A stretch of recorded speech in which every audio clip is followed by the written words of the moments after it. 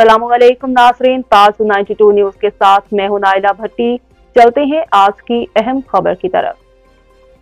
खबर शामिल करेंगे दड़ों से। मुख्तियार अली खोखर की रिपोर्ट के मुताबिक दड़ों के नवाही शहर बनू और उसकी गिद्दोनवाह के रहने वाले 50,000 से ज्यादा अफराद इस जदीद दौर में भी मवासलाती सहूलियात से महरूम है। कुछ अर्सा कबल राहोट में एक निजी मोबाइल नेटवर्क कंपनी की जानिब से नस्ब टावर काफी अरसे से बंद है। हजारों अफराद मोबाइल नेटवर्क की सहूलियात से महरूम हो गए हैं, जबकि नेटवर्क कंपनी की जानिब से लगाए गए लाखों रुपए की सोलर प्लेट्स और दीगर मशीनरी चोरी होने लगी। टावर और दीगर सामान की हिफाजत के लिए कोई चौकीदार मुकर्रर नहीं है। समन में यहाँ के मुआज़्ज़िज़ शख्सियत इनायतुल्लाह पलेजो ने हमारे नुमाइंदे को बताया कि हमने बनू और गिरदोनवाह में रहने वाले हजारों अफराद की सहूलत के लिए टेलीनॉर मोबाइल नेटवर्क कंपनी को राहोट में वाक़ई अपनी ज़राई ज़मीन पर टावर लगाने की इजाज़त दी। निजी कंपनी ने कुछ अर्से के लिए नेटवर्क ठीक चलाया, मगर अब टेलीनॉर कंपनी ने अचानक नेटवर्क बंद कर दिया है, जिसकी वजह से हजारों अफराद कम्युनिकेशन की सहूलियात से महरूम हो गए। उन्होंने इल्जाम लगाया कि नेटवर्क कंपनी का अमला